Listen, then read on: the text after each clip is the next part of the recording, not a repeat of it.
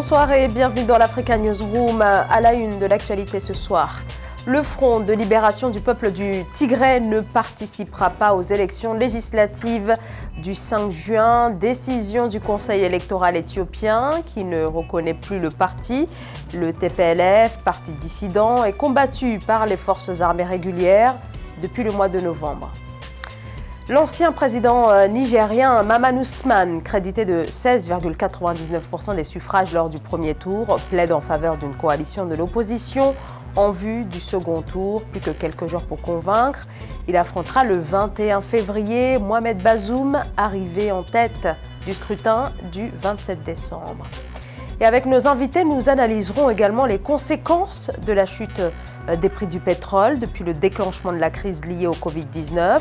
Le choc du Covid est particulièrement fort en Angola et au Nigeria, où les produits énergétiques représentent plus de la moitié des recettes d'exportation. Et voici nos invités de ce soir. Kerwin Maïzo, bonsoir. Bonsoir. Bonsoir, vous êtes analyste politique. Merci à vous d'avoir répondu présent. Avec nous également notre éditorialiste Jean-Marie Bitomo. Bonsoir Jean-Marie. Bonsoir Zara, je profite de cette occasion pour souhaiter la bonne année à tous les téléspectatrices et téléspectateurs d'Africa 24 et que nous passions une bonne année à mieux informer l'Afrique. Merci. Je me rattrape aussi, je fais la même chose. Merci beaucoup. Encore une fois, une bonne année effectivement à nos téléspectateurs. On va tout de suite passer à l'actualité.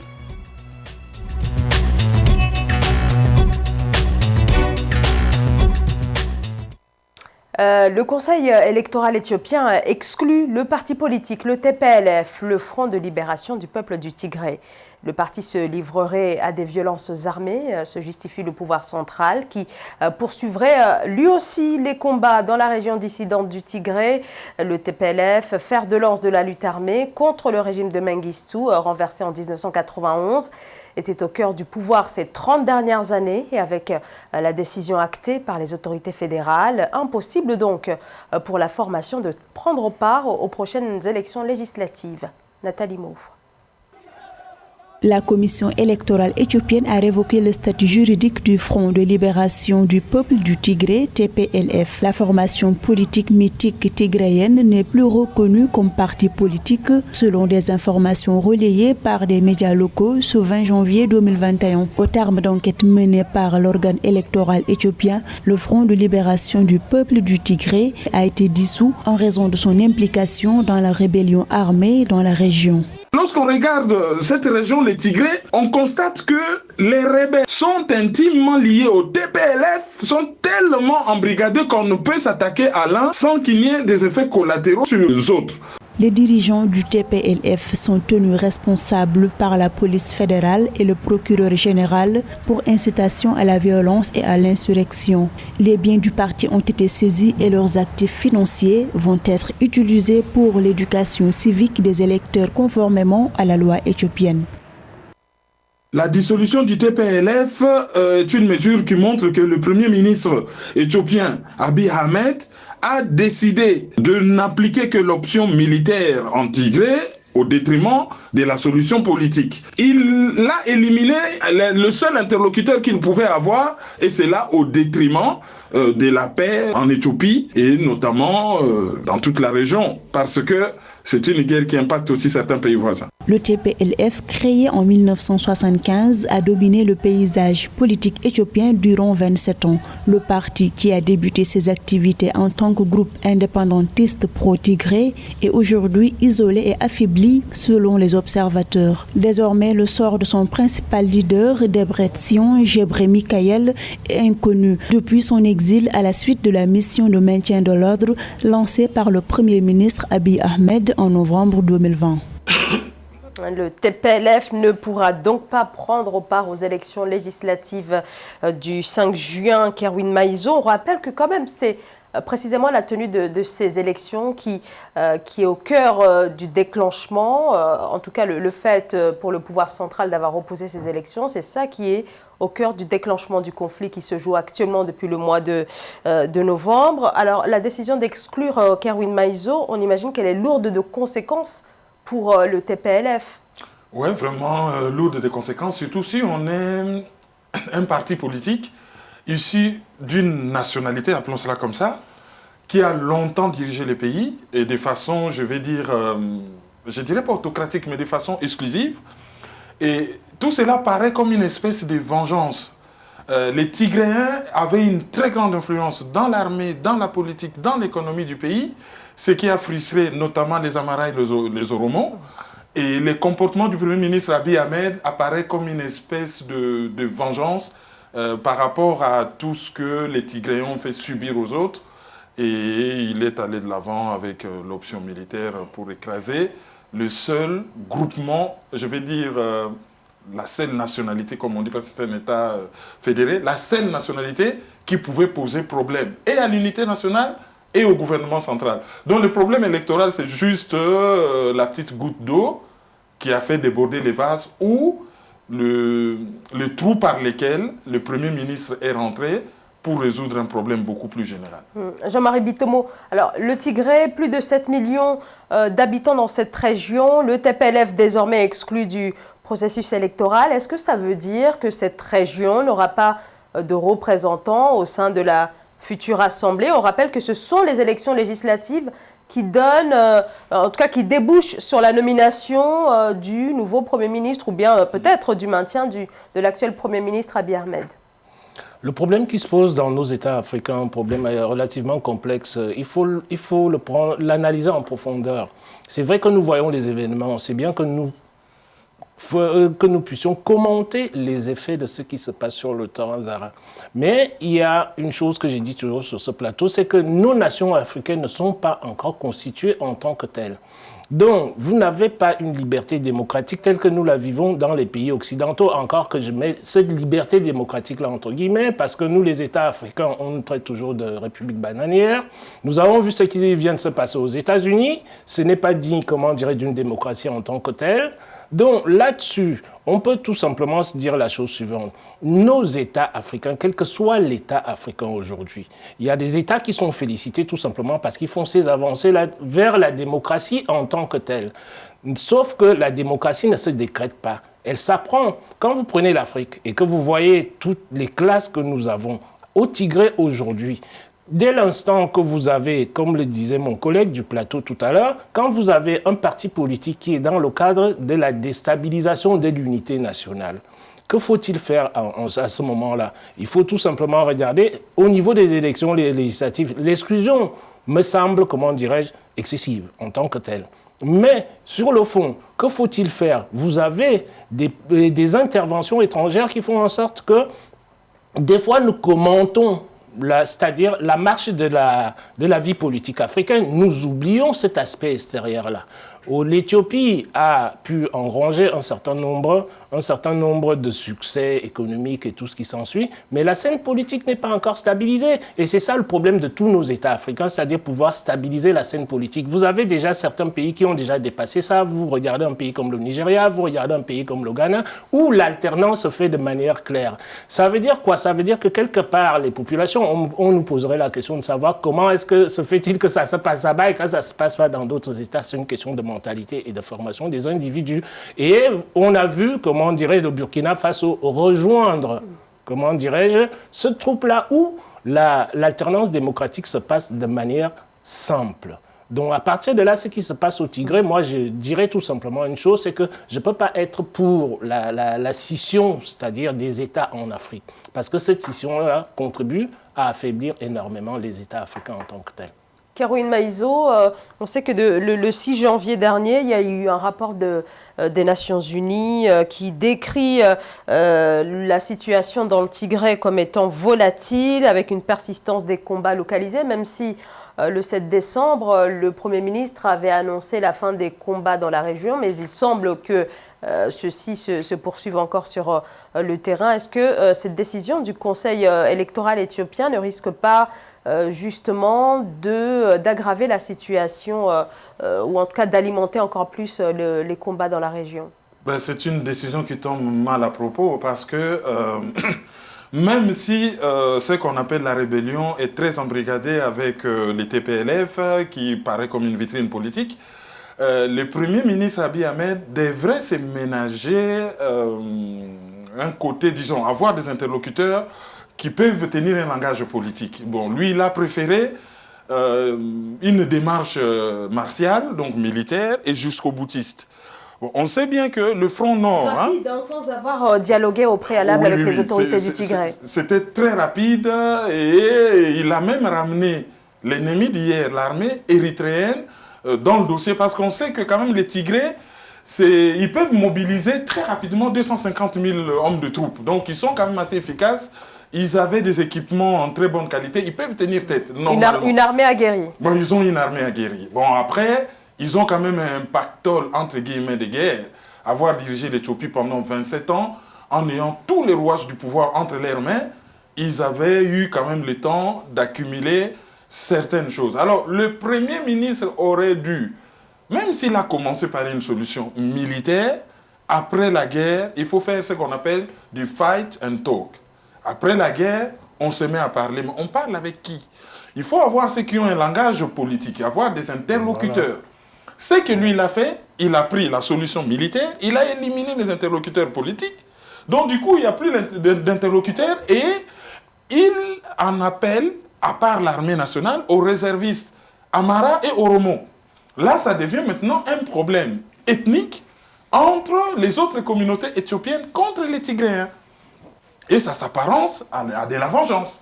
Ce qui n'est pas normal. Donc, il fragilise encore plus la situation. Il y a déjà beaucoup de morts, beaucoup de blessés, beaucoup de déplacés de guerre. La solution humanitaire, il ne l'a pas encore trouvée. Et prendre des décisions telles qu'il les prend là, c'est vraiment fragiliser non seulement cette région, mais peut-être l'Éthiopie et au-delà, les Djibouti, l'Érythrée et peut-être une partie du Soudan. Toute la région. Toute la région. Alors, le TPLF est donc exclu du processus électoral, mais est-ce que les forces militaires disposent encore d'une force d'action, finalement? Bien sûr que les forces militaires peuvent toujours agir. C'est-à-dire, c'est ce que je disais tout à l'heure, à savoir que ce qui concerne les forces de sécurité, le Tigré est une région qui est relativement importante en Éthiopie, mais il ne faut pas, comment dirais-je, c'est-à-dire lui donner plus d'importance que ça en tant que tel. Ils ont été au pouvoir, je suis d'accord, mais l'Éthiopie a combien de millions d'habitants? Si vous prenez, si vous prenez 100 millions d'habitants et que vous prenez 7 millions de personnes d'une région qui mettent, comment dirais-je, en péril la stabilité de la nation. Qu'est-ce qu'on fait dans ces conditions-là? Moi, je me dirais tout à l'heure, par rapport à ce qu'il disait mon collègue de plateau là tout à l'heure, c'est que, bon, ils ont été très très vite. Vous savez, quand vous avez des dissensions ou alors qui aboutissent généralement à une guerre, qu'est-ce qui se passe? L'armée est là pour stabiliser l'État en tant que tel. Les discussions viennent par la suite, nous l'avons vu, c'est-à-dire, bon, quand on parle de l'Afrique, il faut regarder l'expérience du monde, comment est-ce que les choses fonctionnent. Tous les États, même les États occidentaux dans lesquels nous vivons, sont passés par ces phases-là. Ici, là, en France, vous avez vu le mouvement corse, vous avez eu l'Irlande, comment dirais-je, en Grande-Bretagne et tout ce qui s'ensuit. Donc, à partir de là, les dirigeants doivent déjà agir pour essayer de regarder la sécurité et la stabilité du territoire. Ensuite viennent, comment dirais-je, ces négociations dont vous parlez. Ce qui se passe au Tigré aujourd'hui, c'est pas que je l'encourage. Moi, je fais une analyse, si vous voulez, sans être... Est-ce qu'il ne faut pas négocier avant d'intervenir militairement? Mais oui, négocier avant d'intervenir militairement. C'est-à-dire, d'où part, comment dirais-je, le point de la guerre. C'est-à-dire, qu'est-ce qui provoque la guerre? C'est la question qu'il faut se poser. Mon collègue disait tout à l'heure que, bon, peut-être qu'il y a eu une vengeance probable par rapport au fait que les Tigréens ont dirigé le pays pendant un laps de temps relativement long et qui maîtrisaient tout l'appareil d'État. Donc, à partir de là, on ne doit pas agir uniquement en prenant en considération uniquement une région comme le Tigré. Personnellement, pour une analyse qui me semble réaliste, moi, de mon point de vue, on ne peut pas, comment dirais-je, se dire que vous avez 7 millions de personnes sur 100 millions qui se lèvent. Aujourd'hui, il faut que l'État, c'est-à-dire, ça soit avec eux, alors que de l'autre côté, il y a des armes. Il faut quand même, si vous voulez, quand nous faisons ces analyses-là, repartir sur l'essentiel. L'essentiel, c'est quoi? C'est la stabilité d'un territoire en tant que tel. D'autant plus que nous savons aujourd'hui que l'Éthiopie a une croissance économique qui est relativement importante. Maintenant, l'aspect politique est là pour assurer la stabilité des États, pour attirer les investisseurs étrangers. Et si vous avez le Tigré qui se lève, ils se disent que, bon, ok, puisqu'on a été exclu du pouvoir, maintenant, on va prendre les armes. Effectivement, je suis d'accord avec vous, Zara, on aurait pu commencer éventuellement par une négociation. Mais si, de l'autre côté, Les gens se lèvent, se disent que non, dès qu'à partir de notre exclusion, on va prendre les armes. Bon, posons-nous la question. On ne peut pas mettre la rébellion sur une rébellion dans un État sur le même plateau qu'une armée nationale. Il y a un aspect qu'il faut souligner dans cette affaire. Je crois qu'il y a des États qui avaient intérêt à ce que l'Éthiopie soit déstabilisée. Vous savez, à partir de la construction du barrage de la Renaissance, l'Égypte et le Soudan craignent que la gestion des eaux du Nil ne puisse plus se dérouler comme avant.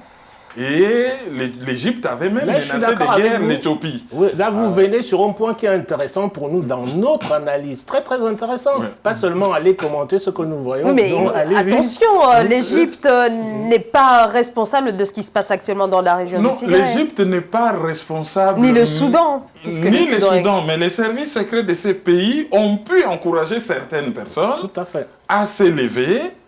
Parce que affronter une armée, affronter une armée éthiopienne en forme peut poser problème. Donc, on peut affronter une armée éthiopienne déjà affaiblie par un conflit interne.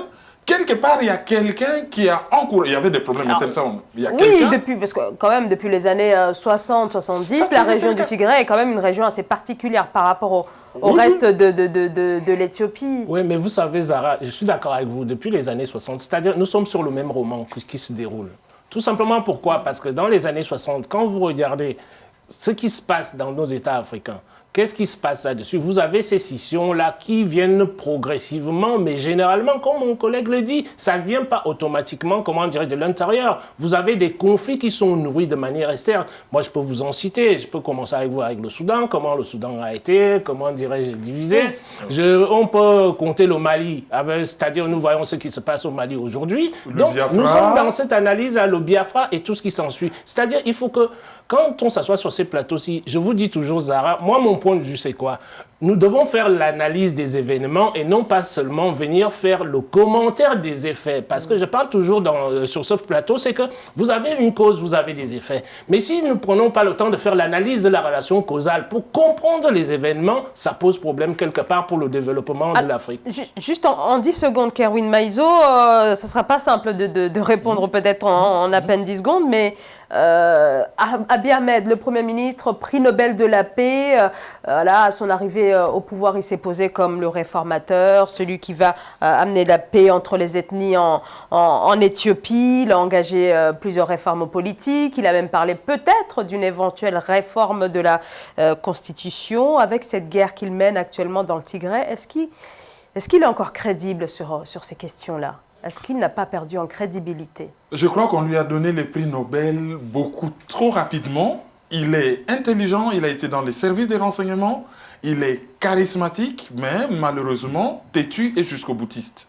Donc, quelque part, l'option militaire qu'il a choisie va écorcher son image à l'international, c'est déjà le cas. Merci à tous les deux. Je voulais rajouter que écorcher l'image à l'international ne doit pas être la problématique centrale. Même au niveau national. Je suis d'accord avec vous au niveau national, si vous voulez. Au niveau national, c'est-à-dire il faut toujours parler en termes d'équilibre et de poids. C'est ce que moi je me dis. C'est pas que j'encourage ce qui se passe, parce que moi j'ai besoin de la stabilité de tous les États africains en tant que tels. Dont les rébellions, c'est-à-dire telles qu'elles sont montées, je peux pas, soutenir quel que soit l'État en Afrique. Dès que vous avez une frange de la population qui se dit que oui, on se retourne contre notre État, ce sont des stratégies que je ne peux pas supporter. Merci à tous les deux. Merci beaucoup à tous les deux pour ce décryptage sur ces événements en Éthiopie, l'exclusion du TPLF du processus électoral. On va marquer une courte pause. On se retrouve dans quelques secondes pour la suite de l'Africa Newsroom. À tout de suite.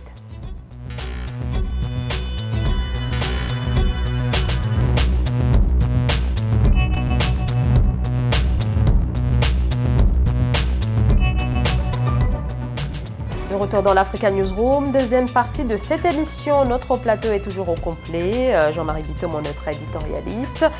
Kerwin Maizo, analyste politique, sont toujours avec nous. Et sans plus tarder, le grand angle.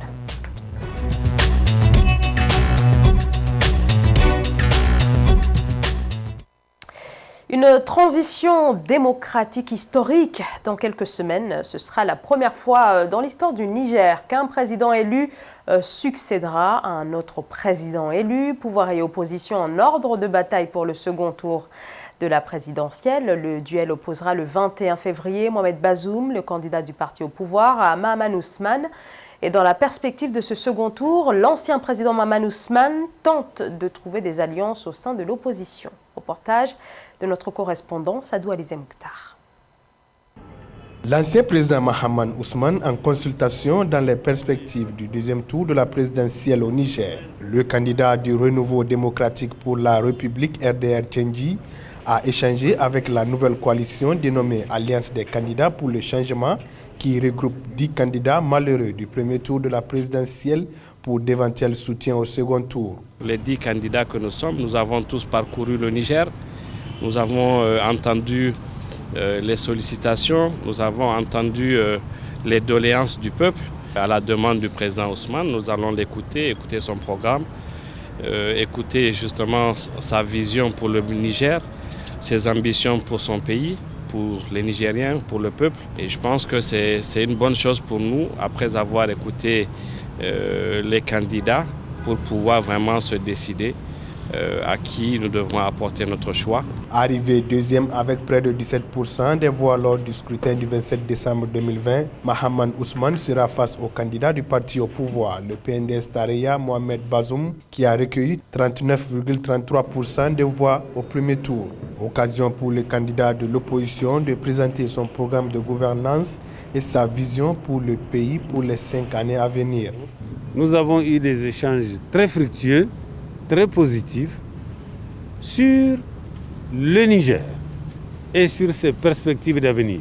Quoi de plus normal entre les organisations politiques qui ont des ambitions pour leur pays de se retrouver et d'échanger sur leurs visions respectives, de mieux se comprendre, de contribuer ensemble pour que notre pays se porte mieux. Le second tour de la présidentielle aura lieu le 21 février 2021. La campagne électorale pour ce scrutin est prévue s'ouvrir le 28 janvier 2021 après la validation des résultats du premier tour par la Cour constitutionnelle. Alors, l'ancien président nigérien Mahaman Ousmane, crédité de 16,99% des suffrages lors du premier tour, 39,33% pour le candidat du pouvoir Mohamed Bazoum. Alors, si on additionne l'ensemble des suffrages recueillis par les candidats de l'opposition, il paraît que Mahaman Ousmane, l'ancien président, a quand même toutes ses chances. Donc, qu'est-ce qui se joue précisément dans cet entre-deux tours? Est-ce que c'est finalement la capacité de l'un comme l'autre à pouvoir fédérer? Puisqu'a priori, ils ont à peu près les mêmes chances dans ce second tour. Jean-Marie Bitomo. Je pense que déjà le processus, il est très très intéressant parce que c'est rare chez nous en Afrique. Comme on le dit, même dans les pays occidentaux ici, là, l'Afrique va apporter beaucoup d'innovation, si vous voulez, dans le monde même, y compris politique. Parce que là, c'est la première fois que vous avez des partis politiques qui sont en compétition dans un pays. Mais avant des élections, ces deux partis-là s'assoient pour pouvoir discuter de l'avenir du pays. Donc à partir de là, au-delà, si vous voulez, comme je disais tout à l'heure, du factuel que nous pouvons commenter. Ce qui m'intéresse, c'est la structuration de la vie politique dans nos États africains. Et c'est quelque chose qui est très, très important. Donc, le processus qui se passe au Niger est très intéressant pour toute l'Afrique. Tout simplement pourquoi? Parce que on a été habitué à une certaine forme de la politique qui était que le plus fort imposait ses points de vue à tout le monde. Et c'est rare, c'est pratiquement pour moi la première fois que j'observe ça en Afrique, que vous avez des partis qui sont complètement opposés, mais qui, entre les deux tours d'une élection, qui est une élection essentielle, ce n'est pas une petite élection des mairies de quartier et tout ce qui s'ensuit, ça à la tête de l'État, et que ces gens-là puissent s'asseoir, pouvoir discuter de la politique, de la nation. Que faut-il faire? Ça me rappelle un peu ce qui se passe au Ghana. Parce que le Ghana, qu'est-ce qui se passe au Ghana? Avant, on a essayé tous les anciens présidents pour discuter de la politique de la nation. Et je pense que c'est vers cette voie-là que moi je trouve que l'Afrique va mettre sur la table des innovations nouvelles dans la politique internationale et mondiale en tant que telle.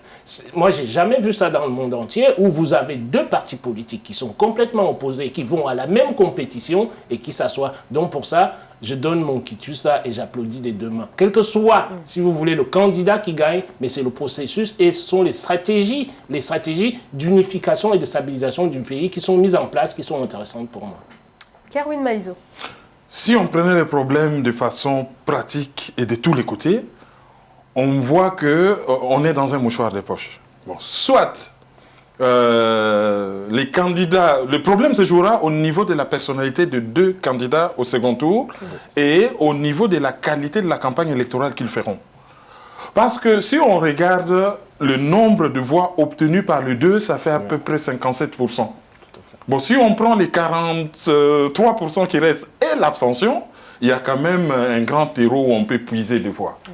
Bon, si maintenant on regarde un seul candidat avec tous ceux qui viennent, les 29 autres candidats, s'il parvenait à les fédérer, c'est pas comme en Occident où lorsqu'il y a un mot d'ordre, tout le monde va suivre. S'il parvenait à les fédérer, il a des chances d'avoir la moitié des voix. Un candidat comme l'autre, hein, que ce soit le premier ou le second, lorsqu'il récupère, mettons, les 6 premières personnes qui viennent après les 2 premiers, ils ont la possibilité d'atteindre à peu près la moitié des voix.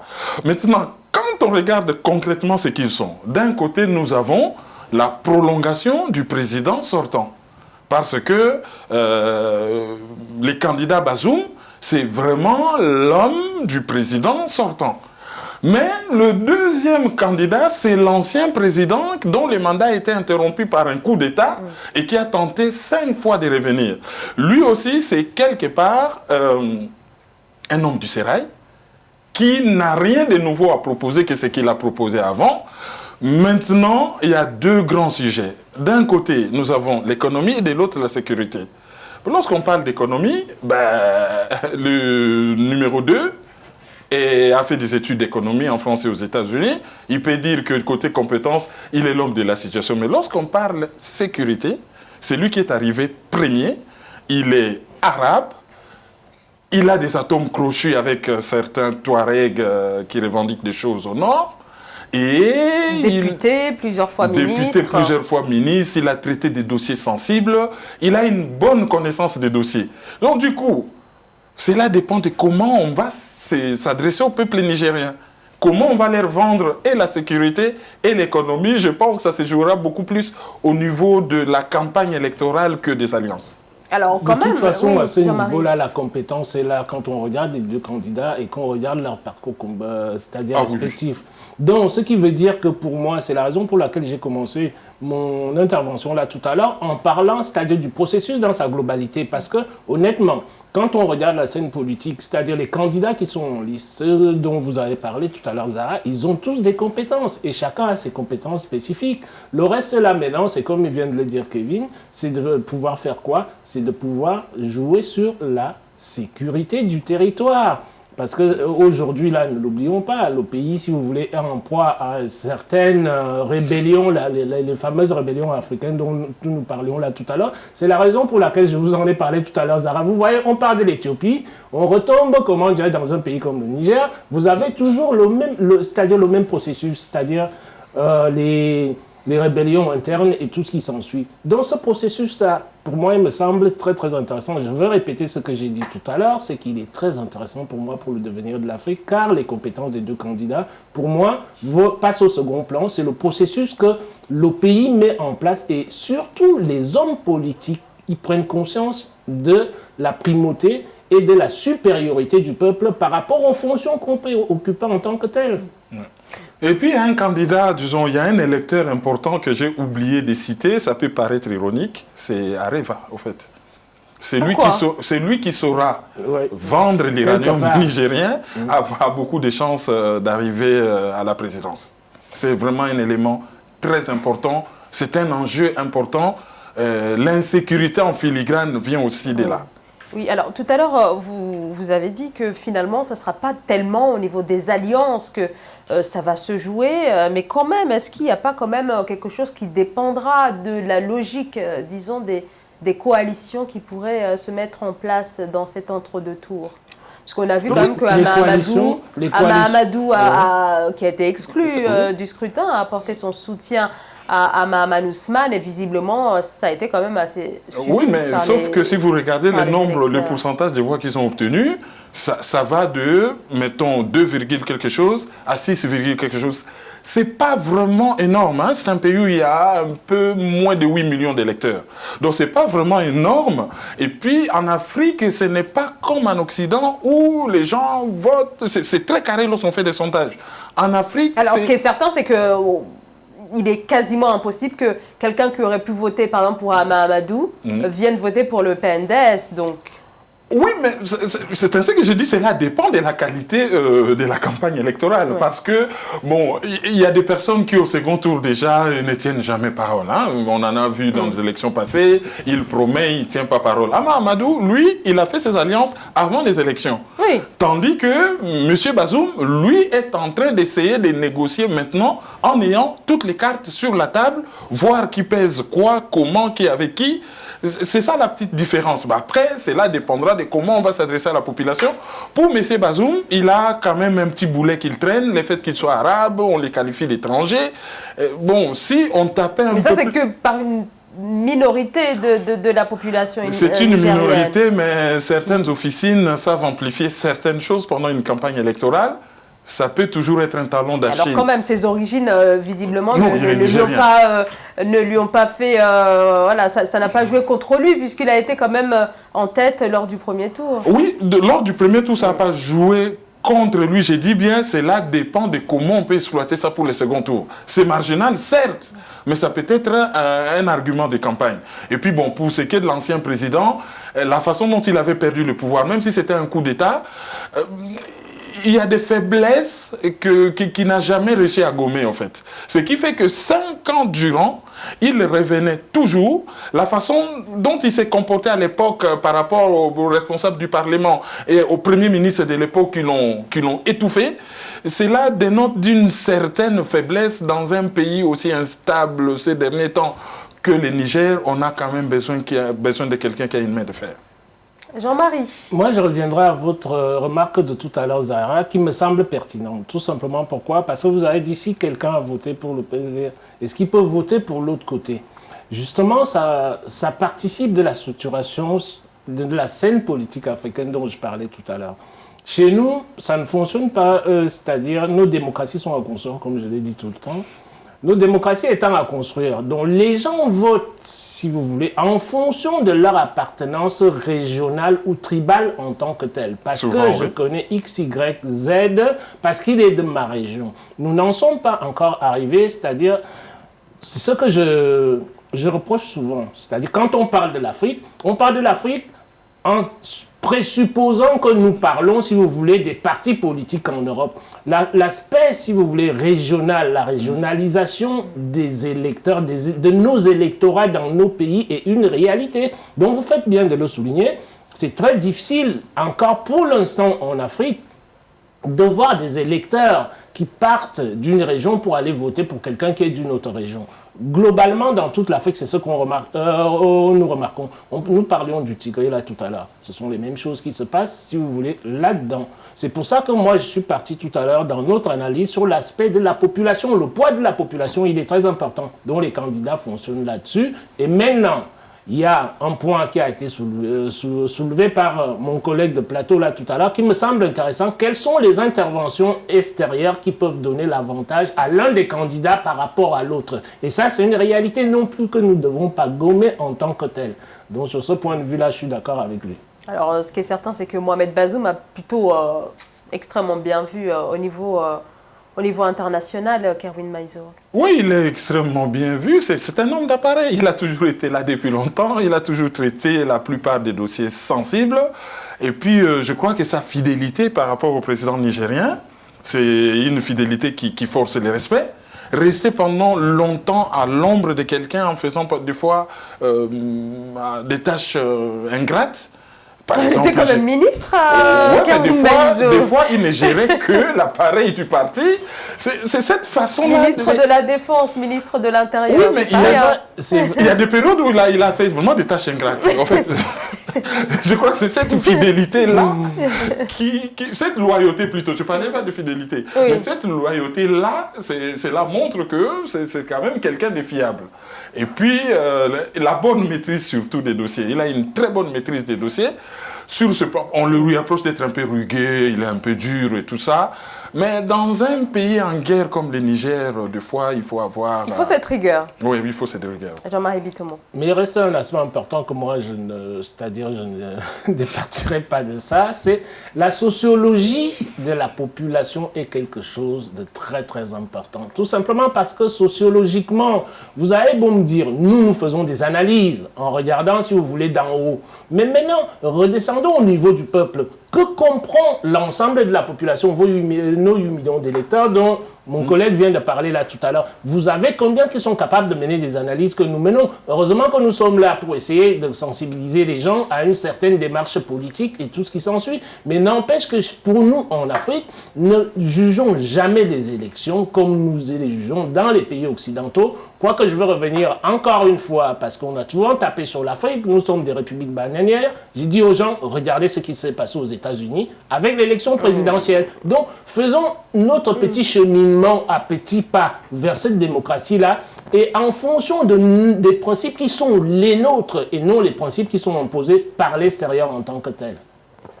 Merci à tous les deux. On marque une courte pause. On se retrouve dans quelques instants.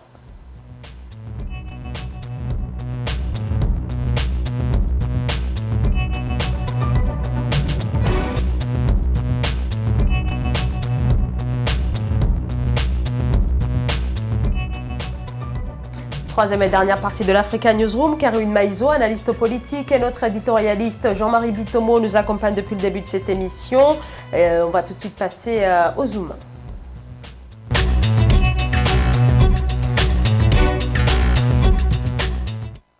La pandémie ayant abouti à une grave crise économique mondiale a entraîné l'arrêt de la quasi-totalité des projets pétroliers et gaziers, alors que les exportations de brut sont un moteur économique, notamment pour plusieurs pays de l'Afrique. L'Afrique qui fait face à un double choc, la pandémie de Covid-19 et l'effondrement des cours du pétrole. Fin 2020, le prix du pétrole brut parvenait à peine à se stabiliser autour des $50.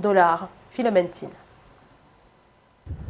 Les pays pétroliers africains coinçaient entre le choc des cours du pétrole de 2014 et la crise du Covid-19.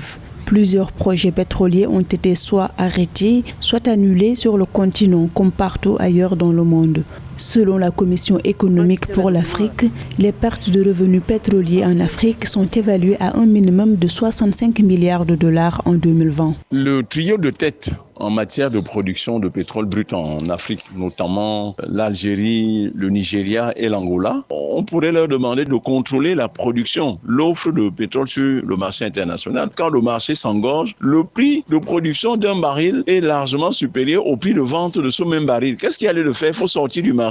Les plus grands producteurs de pétrole du continent, comme le Nigeria, l'Angola et autres, pour qui le pétrole représente plus de 90% des recettes d'exportation et plus de 70% du budget national, font face à une crise exacerbée par le manque de devises étrangères. Que ces pays rentrent donc en négociation avec l'OPEP pour qu'une négociation puisse aller dans le sens de rationner le marché en pétrole brut. Cela aurait donc pour avantage de baisser les quantités offertes sur le marché et en économie, quand les quantités offertes baissent, donc par voie de conséquence, la demande est obligée de suivre la courbe inverse. Donc le prix maintenant va augmenter. La pandémie de Covid-19 continue d'enliser l'économie mondiale et celle africaine dans une crise sans précédent. Dépendant de la manne pétrolière, les géants du pétrole africain se retrouvent en difficulté, leurs économies étant peu diversifiées. Jean-Marie Bitomo, il y a un risque là désormais que la situation économique s'aggrave dans ces pays-là, et on rappelle quand même que la situation économique était déjà extrêmement fragile bien avant la pandémie de Covid-19. Jean-Marie Bitomo. Zara, vous avez raison, nous avons toujours, ça a toujours été notre leitmotiv ici à Africa 24, de parler de la diversification des économies africaines en tant que telles. toutes les économies qui dépendent des ressources naturelles, des matières premières, on sait très bien que d'un autre côté, vous avez des nouvelles technologies qui font en sorte qu'on déclasse petit à petit les produits de l'Afrique. Et c'est une stratégie qui est une stratégie mondiale en tant que telle. Tout simplement pourquoi? Parce que sur ce plateau, il me souvient qu'il y a à peu près 5 ans, j'en avais parlé, j'avais dit que les États africains doivent se préparer. Les États, surtout producteurs de pétrole, doivent se préparer à une diversification accélérée. Tout simplement pourquoi? Parce que quand vous regardez le marché mondial, tous les pays occidentaux, que font ces pays-là, passent, comment dirais-je, à l'énergie électrique en tant que telle. Si vous prenez le marché des véhicules, ça c'est un premier marché. Vous prenez le second marché qui est la consommation, si vous voulez, des usines. Qu'est-ce qui se passe?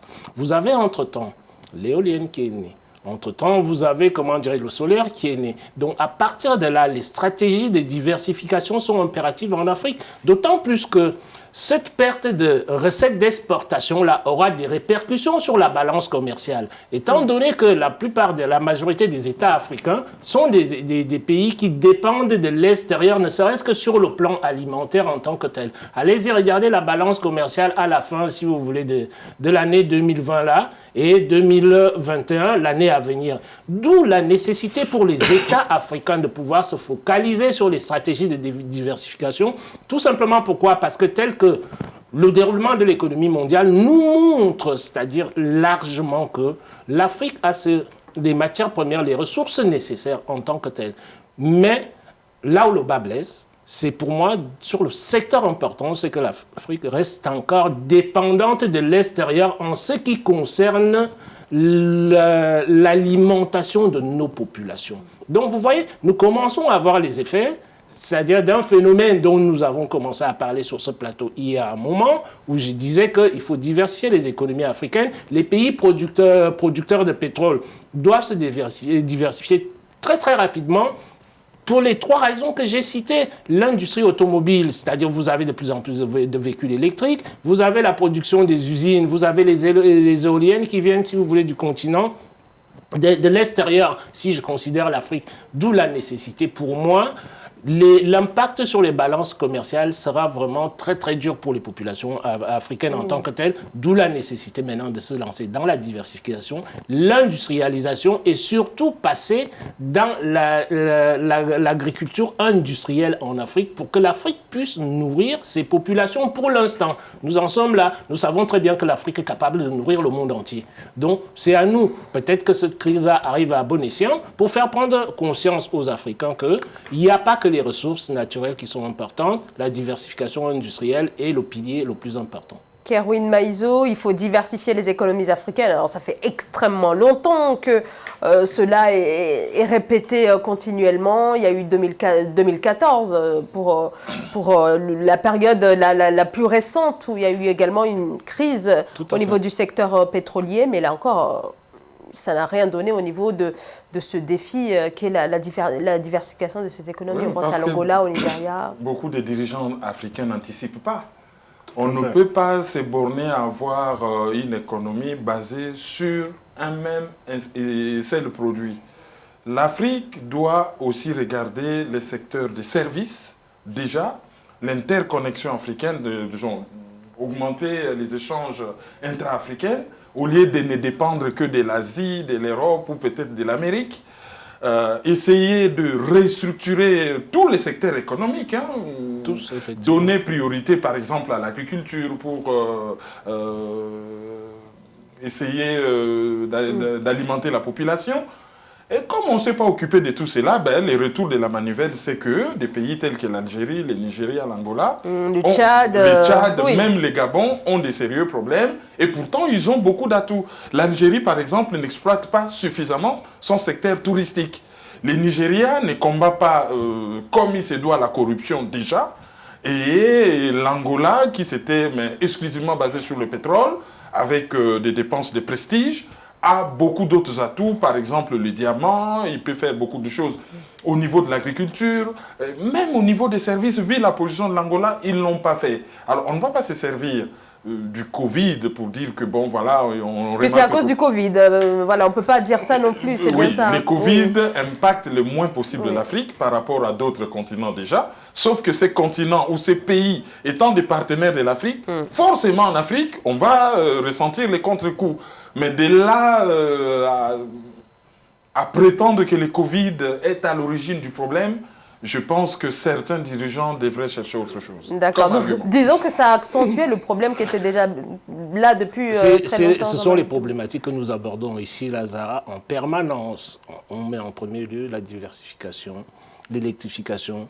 Sans électricité, nous ne pouvons pas industrialiser nos pays. Heureusement, mon souhait le plus important, c'est que la mise en place de la zone de libre-échange africaine se met très très rapidement en place. Je pense que ça permettrait de résoudre énormément de problèmes dans les États africains en tant que tels. Parce que cette zone de libre-échange-là permettrait tout simplement, c'est-à-dire que les produits puissent circuler librement des droits de douane en tant que tels. Et qu'on bâtisse surtout les infrastructures dont il parlait là tout à l'heure, à savoir les infrastructures parce que pour la libre circulation, il faut déjà des infrastructures. Il faudrait repartir là-dessus, parce que je suis d'accord avec vous, tout simplement pourquoi. Moi, j'ai en tête, quand on arrive à la zone de libre-échange, vous avez le président Ouad, qui à son époque avait parlé, si vous voulez, d'une route qui parlait, voilà, du NEPAD et tout. Donc, toutes ces choses-là, il manque tout simplement, comme je dis, c'est la volonté politique et la prise de conscience de nos dirigeants quelque part. Pas globalement, parce que quand l'Afrique veut desserrer les taux, c'est-à-dire qu'il est 30 par rapport à l'extérieur est là aussi pour nous mettre les bâtons dans les roues. Il faut en être conscient en tant que tel. Il ne faut pas tout simplement raisonner en se disant que oui, bon, on n'a pas suffisamment pris conscience de telle ou telle ou telle ou telle chose. Je pars toujours de l'hypothèse que les pays avec lesquels nous fonctionnons, ces pays-là, nous n'avons pas le même âge industriel ni politique, tout ce que vous voulez. Donc c'est à nous de mettre en place maintenant des nouvelles stratégies politiques qui nous permettent de sortir de ce bourbier-là dans lequel se trouve l'Afrique aujourd'hui. Moi, j'appelle ça le bourbier. Donc, il faut que les États pétroliers diversifient leur économie au maximum. Les services dont on parlait là tout à l'heure, de mon point de vue, c'est le point de vue que j'ai toujours soutenu ici là. Les services, c'est très très important. C'est très important parce que quand on voit comment les nouvelles technologies fonctionnent aujourd'hui, mais sauf que l'Afrique là-dessus, l'Afrique a énormément besoin que nous allions dans les métiers dans lesquels les Africains ont des besoins qui sont confirmés en tant que tels. Pas tout simplement suivre parce qu'on nous parle de l'industrie des services, dans le monde entier, bon, tout le monde va se jeter là-dedans, alors que dans tous les pays africains, vous êtes incapable de pouvoir trouver un plombier, vous êtes incapable de pouvoir trouver, comment dirais-je, un bon menuisier qui vous fasse telle ou telle chose. Donc, allons-y d'abord, formons et des ingénieurs et des techniciens de haute qualité. Je parle bien de techniciens.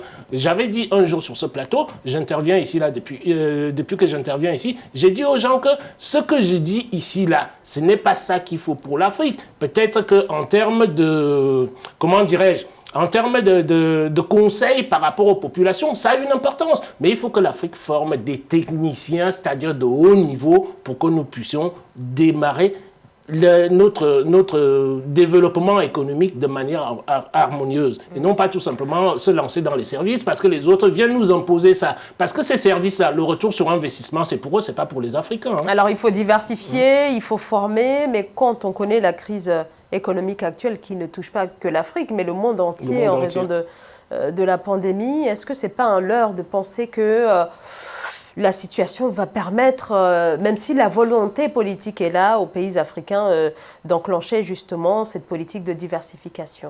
Ben, il faut bien qu'on s'en sorte. Alors, il faut bien, mais on sait que la baisse des recettes pétrolières va entraîner un recours aux financements extérieurs, donc un gonflement des dettes publiques. Donc, est-ce que c'est réellement le bon moment pour l'Afrique Est-ce que la situation actuelle... Il y a des endroits où on peut gratter pour dégager des recettes. Déjà, rien que la lutte contre la corruption. Alors, sachant que tous les pays ne sont pas exactement... Effectivement, on parle de... Parce que là, effectivement, on généralise. Mais par exemple, un pays comme le Nigeria n'est pas exactement au même point économique qu'un pays comme le Tchad ou d'autres encore. Mais si on prend, par exemple, ces pays pétroliers, mais si vous regardez le volume de recettes perdues par la corruption, c'est énorme. Si on fermait déjà ces robinets-là, avec le peu de recettes qui restent, et on gérait bien ce que l'on va dégager comme recette, je pense que ça sera déjà un début de solution.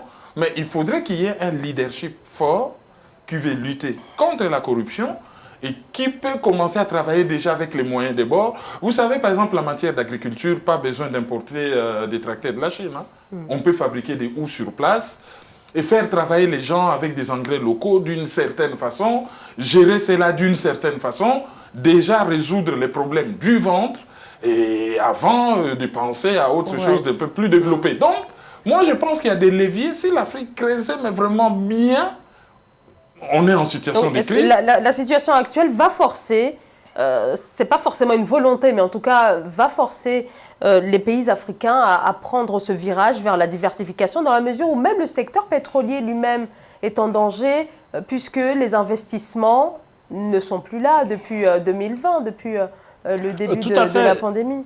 Quand on a parlé de la pandémie, là, tout à l'heure, Zara, la pandémie n'est pas le facteur déclencheur des problématiques que nous analysons ici. Là. C'est un facteur qui vient amplifier, si vous voulez, les choses. Et cette amplification-là, tout ce que j'espère là-dessus, c'est que ça permettra une prise de conscience collective dans les États africains de voir que, le fait de reposer toute sa production uniquement sur une ou deux matières premières que nous ne transformons même pas, et c'est là encore, si vous voulez, là où le bas blesse, toute la plus-value qui sort de là, elle va à l'extérieur, elle ne nous profite pas tellement. Donc, comme mon collègue vient de dire là aujourd'hui, vous avez en plus des détournements. Vous avez des détournements qui sont là, vous avez la corruption qui est là, qui vient, comment dirais-je, ponctionner encore le peu de fonds que nous avons de disponibles pour pouvoir faire quelque chose. Donc je me dis, la lutte contre la corruption est un des vecteurs importants qu'on doit mettre en place dans tous les États africains en tant que tels, pour l'amoindrir au moins, parce que la corruption, vous ne pourrez jamais l'arrêter, à moins d'être vraiment un rêveur, un doux rêveur. On ne pourra jamais l'arrêter complètement. Oui, ça c'est vrai. La lutte contre la mégestion aussi. Mais la lutte contre la mauvaise gestion, et il faut que l'Afrique, nous en avons les capacités pour pouvoir atteindre ces objectifs-là. Ce ne sont pas des objectifs qui nous sont vraiment supérieurs, que nous ne pouvons pas faire quelque chose. Donc, comme nous le disons toujours sur ce plateau, c'est une question de volonté politique et de, comment dirais-je, du patriotisme de nos dirigeants africains en tant que tels. Alors, espérons que la crise actuelle va permettre d'enclencher cette nécessité de diversifier ces économies. Peut-être un dernier mot, Kerwin Maizo. Souvent, des crises naît la renaissance, permettez la tautologie, ou souvent des crises suit la renaissance. Et je pense que quand le monde entier va renaître, l'Afrique, qui est le continent potentiellement le plus riche, et on a des millions de terres arables. Rien que la République démocratique du Congo, c'est 60 millions d'hectares de terres arables, de quoi nourrir toute l'Afrique. On a beaucoup de leviers. Moi, je terminerai cette émission sur une note d'espoir et je pense que l'Afrique s'en sortira. De toutes les façons, les prophètes des malheurs qui ont dit que la Covid va terrasser l'Afrique sont en train d'être confondus. Et ce n'est pas la crise économique, une crise économique de plus qui va terrasser l'Afrique. L'Afrique, comme le phénix, va renaître de ses cendres. Merci à tous les deux. Je suis tout à fait d'accord avec ce qui vient d'être dit, Zara. C'est ce que nous répétons tout le temps sur ce plateau. Je demande tout simplement une chose, c'est que les Africains s'impliquent beaucoup plus dans leur pays, dans le développement de leur pays, nous qui sommes à l'extérieur et ceux qui sont à l'intérieur. Donc à partir de là, j'ai foi à cette renaissance-là dont tu parlais. L'appel doit surtout être lancé à l'endroit des gouvernements. Nous avons les potentialités. Oui, merci Jean-Marie. Merci à tous les deux. C'est la fin de cette émission. Jean-Marie Bitomo, merci à vous, Jean-Marie. Merci Zara, enchanté d'avoir passé ces premiers jours de l'année avec vous sur le plateau. Merci. Et je dis au revoir à toute la population africaine qui nous regarde. Merci à vous, un grand merci à vous également, Kerwin Maizo. Le plaisir a été partagé. Kerwin Maizo, analyste politique, merci à tous les deux de nous avoir accompagnés. Merci à vous, bien sûr, de nous avoir suivis. À très bientôt dans l'Africa Newsroom. Très belle soirée.